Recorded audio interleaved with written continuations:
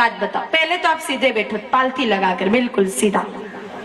अब मुझे एक बात बताओ, मैं बड़ों से नहीं पूछ रही हूँ, बड़े कोई भी बीच में ना बोले, सिर्फ बच्चों से पूछ रही हूँ। बच्चों, कृष्ण कन्हैया जी का जन्म कहाँ हुआ था? बोलो बेटा।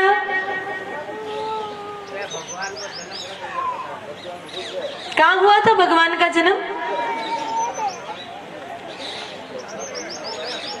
इधर वाले बच्चे बताओ, कहाँ हुआ था?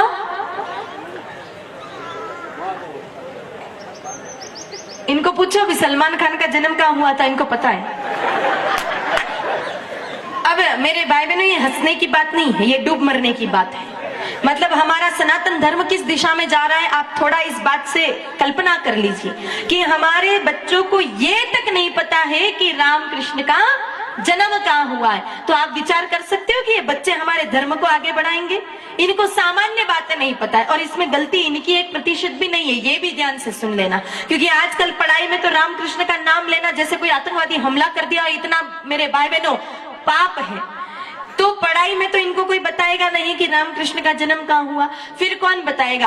पहले बच्चों को पता होता, क्योंकि दादा दादी कहानियों के माध्यम से बच्चों को बता देते थे। पर आज कहाँ किसको फुर्सत है? दादाओं को तो दिन भर चबूतरे पर बैठ करके इधर उधर की परपंचायती राजनीति की बातें करने से फुर्सत नहीं, या फिर चौराहे पर बैठ करके ताश पीटने से फुर्सत नहीं, और दादियों को इधर उधर सास बहू की थारी मारी करने से फुर्सत नहीं। तो फिर इन बच्चों को कौन बताएगा कि राम कृष्ण का जन्म कहाँ हुआ है? मेरे भाई बहनों, ये बहुत ही शर्म की बात है कि हम हिंदू बच्चों को नहीं पता कि रामकृष्ण की कहाँ जन्म हुआ, ये जबकि ये धर्म की सामान्य बातें हैं। आप देखना, मुस्लिम संप्रदाय के इतने बच्चे होते हैं ना, वो सुबह सुबह टोपी लगाकर हाथ में अपने धर्म की धार्मिक पुस्तकें लेकर के तालीम लेने जाते हैं, उन धर्म की शिक्षा ग्रहण करने जाते हैं। क्यों? क्योंकि उनके माँ बाप ने उनको सिखाया है कि धर्म पहले है और बाकी सारी बात बाद में है। लेकिन हमें इससे कोई मतलब नहीं, हमारा धर्म जाए भाड़ में। जैसे ही बच्चा कुछ पढ़ने लग जावे तो आप अपने बच्चे को ए फॉर एप्पल और बी फॉर बॉल वाली किताब जरूर ला करके दोगे।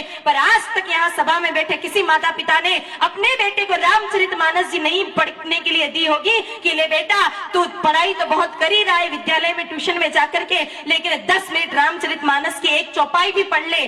कभी आप लोगों ने अपने बच्चों को गीता जी ले जाकर के नहीं दी कि ले बेटा एक श्लोक तू गीता जी का भी पढ़ ले? अरे पढ़ लिख करके धर्म की शिक्षा तो आपने दी नहीं, तो फिर ऐसा बेटा क्या करेगा? पढ़ाई लिखाई करके संस्कार तो आए नहीं। क्योंकि आजकल की पढ़ाई में संस्कार आएंगे ये तो कल्पना भी मत करना, क्योंकि आजकल जो मैकाले शिक्षा पद्धति है वो पूरे भारत को बर्बाद करने पे टिकी है। मेरे भाई में सिर्फ पेट भरने की शिक्षा दी जा रही है, बाकी धर्म का या फिर संस्कारों की कोई बात आजकल की पढ़ाइयों में होती नहीं है। तो फिर क्या होगा? पढ़ लिख करके बड़ा आदमी बन गया, लुगाई को लेकर आप माँ बाप को यहाँ सड़ने के लिए छोड़ देगा और भाग जाएगा। इसलिए बच्चों को बचपन से धर्म की शिक्षा दो। रामचरितमानस जी एक चौपाई रोज पढ़ाओ, ताकि कम से कम वो समझ पाए कि एक बेटे का कर्तव्य क्या होता है, एक पति का कर्तव्य क्या होता है, एक मित्र का कर्तव्य क्या होता है, भाई का भाई के प्रति क्या कर्तव्य होता है। मेरे भाई बहनों, जब तक धर्म जानते थे तब तक भाई भाई भी पूरी जीवन भर एक घर में गुजार देते थे। आजकल पत्नी आवे 8वें दिन दोनों को अलग अलग करना पड़ता है, नहीं तो मेरे भाई बहन 90 दिन कोर्ट में दिखेंगे, दोनों एक दूसरे पर